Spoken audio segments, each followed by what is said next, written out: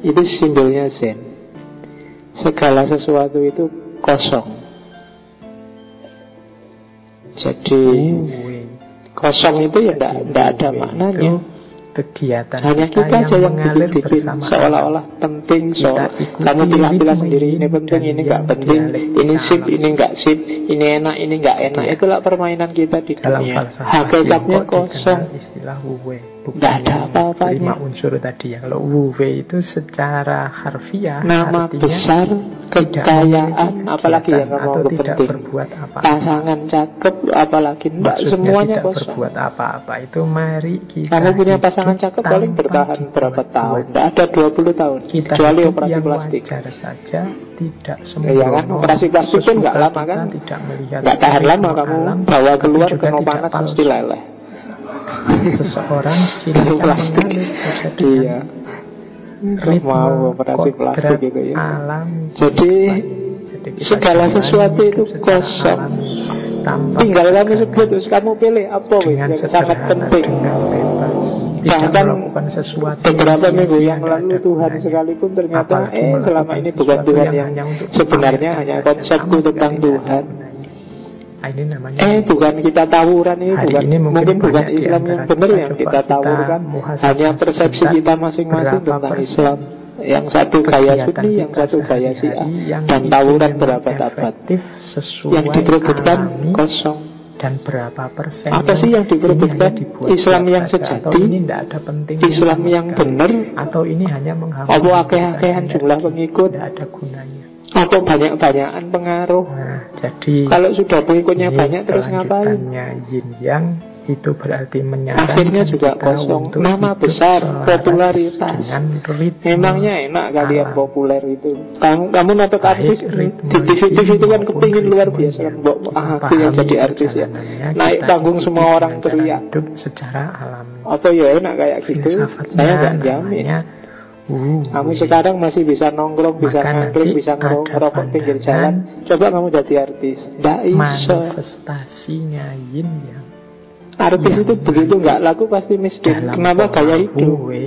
Begitu dia nggak laku, nggak bisa kan dia mau nongkrong pinggir jalan, mau ngangkring tetap dengan gaya waktu dia jadi artis. Tapi ya modalnya sudah nggak kuat. Jadi penerjemahannya yin yang lagi-lagi kosong. Dalam popularitas, kejayaan itu yang dilihat oleh ada beberapa prinsip hidup yang penting. Semua konflik di muka bumi ini yang diperebutkan sesuatu yang kosong. Yang pertama, semua yang bikin kamu puyeng, mulai kehilangan Facebook kah, mulai anu kah, nggak ada, iya kan? Macam-macam tau puyengmu. Bikin ngaji sudah mulai kiainya datang. Jamaahnya kok baru sedikit, pusing lagi kan kamu. Apa-apa bikin kamu pusing, padahal itu semua kalau dicermati sampai ujung marah, apa-apanya, hanya kosong saja. Kalau seandainya ngaji ini sukses luar biasa juga mau apa? Tidak sukses luar biasa juga tidak apa-apa toh. Jadi kan biar dinamis. Seandainya kamu lulus kumlot juga terus ngapain? Tidak lulus juga mau ngapain? Jadi yang satu pasrah, iya kan? Satu nuntun. Kalau lulus semuanya tercepat 3,5 tahun misalnya, terus ya ngopo? Malah suntek waktu wisuda disuruh maju lah, baca ini, baca itulah, repot. Hidup ini harus seimbang. Ya kan? Kalau lulus biasa-biasa malah enak, kesuwen nunggu ya keluar aja, selesai. Kalau semuanya bersuara ya kan? Jelas, malah enak, malah bebas, nggak ada ikatan macam-macam. Ensu, atau segala sesuatu itu kosong kok. Jadi jangan apa sih yang harus kamu perebutkan, kamu persaingkan, kamu kompetisikan dengan yang lain? Ternyata kamu sendiri sadar semua tidak bisa jadi parameter. Kekayaan banyak tidak ukuran bahagia, tidak punya uang juga tidak ukuran bahagia. Tidak bisa kamu bilang harta kan tidak jaminan bahagia Pak. Iya, tidak punya harta juga tidak jaminan bahagia, apalagi.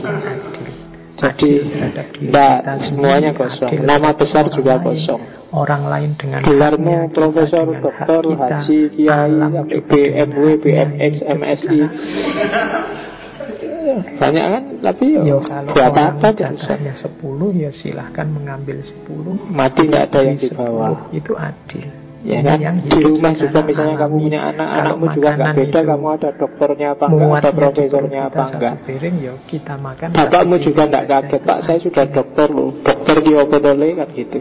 Adik kita yang masih yang ditanyakan mesti tetap sembayang orang 5.000 gitu. Misalnya, tapi ya rajin ngaji ya, bapakmu kan mesti selalu gitu. Kamu capek-capek belajar filsafat, hermeneutika, eksistensialisme, ayo buat apa di rumahmu juga tidak laku. Kamu diskusi sama Pak, ayo kita diskusi tentang eksistensialisme. Iya, harus boleh gitu kan. Jadi, katanya apa sih semua itu kosong. Dan saling kamu teriak-teriak Allahu Akbar pakai serban, pakai jaket, ya itu porsikan segalanya sesuai ya kan, porsinya. Yang mukuli juga kosong, yang dipukuli juga kosong. Hidup secara sederhana. Emangnya habis ada peristiwa pemukulan itu terus misalnya maksiat hilang semua, apa ada bahkan energi yang terbuang sia-sia. Jadi kita capek-capek mengeluarkan tenaga sampai konflik, sampai tawuran, bakar-bakaran, yang diperebutkan sesuatu yang kosong. Coba kalian pikir pembakaran gereja yang kemarin di Aceh itu, tidur 5 jam. Kira-kira tujuannya apa? Butuhnya kerja. Manfaat yang didapat apa? Mungkin apakah kejayaan Islam misalnya yang bakar, ataukah kepuasan psikis, ataukah kemenangan politik, atau apa? Jangan-jangan sudah capek-capek bakar nggak dapat apa-apa, hasilnya cuma penjara. Keluas. Itu yang kajian kosong. Jadi, jangan sampai melakukan sesuatu. Sebenarnya sesuatu itu kosong, kita belain mati-matian. Ada yang itu simbol paling utama enzim. Itu membuat kita kalau kamu bingung mau nempel apa di kamarmu, nyari aja cat sisa-sisa itu, kamu beletin di kamar set-set. Itu maksudnya kalau ada temanmu tanya, ini filosofinya tinggi. Sekedar iya kan, yang maknanya dalam. Saya ini kan laki-laki, karakternya maskulin. Dalam diriku pasti ada titik femininitas. Sebagaimana dalam saudari-saudari agak susah sebenarnya diceramahkan, apalagi dingajikan. Yang pertama, kenapa? Karena Zen itu harus eksperiensial, harus dialami, dijalankan. Tak ada gunanya nggak mau ceramah, belajar kursus Zen, tapi kalau nggak dijalankan. Yin yang itu kan pengetahuan tentang Zen itu tidak ada gunanya. Putih setengah, harus laku, hitam setengah. Tidak sekedar ilmu tapi ngelmu kalau orang Jawa. Di tengah-tengah bulatan hitam ada titik putih. Terus kenapa sih orang harus diceramahkan? Karena dia beyond kata-kata nggak akan bisa menjelaskan. Persis kayak para sufi yang sedang ekstase, kalau dipaksakan dijelaskan tidak karu-karuan. Mereka itu adalah bulatan putih, dinikmati aja nikmatnya, indahnya, nggak bisa dijelaskan dengan kata-kata. Kenapa? Karena dia eksperiensial. Pengalaman itu enak nggak enak bisa dirasakan. Kalau dijelaskan biasanya mereduksi sedikit, mungkin karena tidak yang kelihatan, sejatinya. Fokus lihat hitamnya saja. Nah, orang yang sadar misalnya teh ini, dia luas, tidak kaku. Kalau saya coba menjelaskan enaknya teh ini, nggak akan bisa. Sisi-sisi putih, titik-titik kemanusiaannya. Maka seandainya benci juga tidak kaku. Nanti kamu nulis di Facebook, ustadznya minum tangan kiri. Orang soleh itu sebagai manusia ada juga pasti titik-titik hitamnya. Ya, kalau suka juga kayak orang-orang itu usile gitu loh. Menyikapi segala ritme hidup ini tidak mudah kaget dan cepat beradaptasi. Jadi menyesuaikan banyak tuh yang gitu di Facebook. Ada orang melakukan yang jahat, yang jelek, oh ya wajar, wong hidup ini seandainya tak gini loh, teh ini manis, manisnya itu seperti yang baik-baik juga ya? Kehilangan susah, nggak bisa kamu menjelaskan. Ini orangnya luwes, manisnya itu nggak bisa. Iya ya, kemudian dia melampaui kata-kata, cirinya lagi rasakan aja, jalani aja. Falsafah yin yang manifestasinya bahkan dia logical thinking. Tidak bisa kamu mikir serius, akalmu tumpul kalau sudah menjelaskan Zen.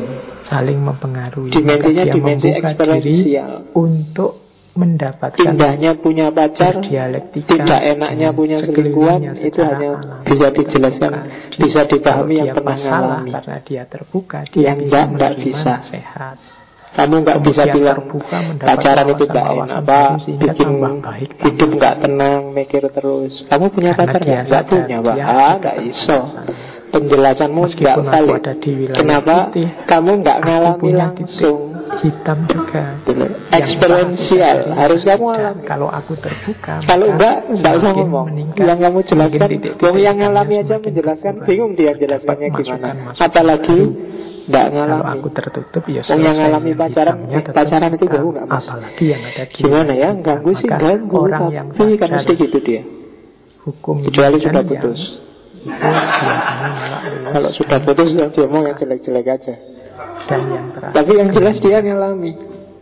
Jadi gembira. Dan puncaknya Zen itu menikmati hidup ini. Kasyaf, enlightenment. Jadi tajalli. Ada apapun yang terjadi, baik sehubungan dengan Jepangnya maupun sehubungan dengan alam. Ya. Dia tidak terpengaruh, dia istilahnya bangsanya Naruto, Sasuke dan kawan-kawan. Tapi dia satori. Karena sadar.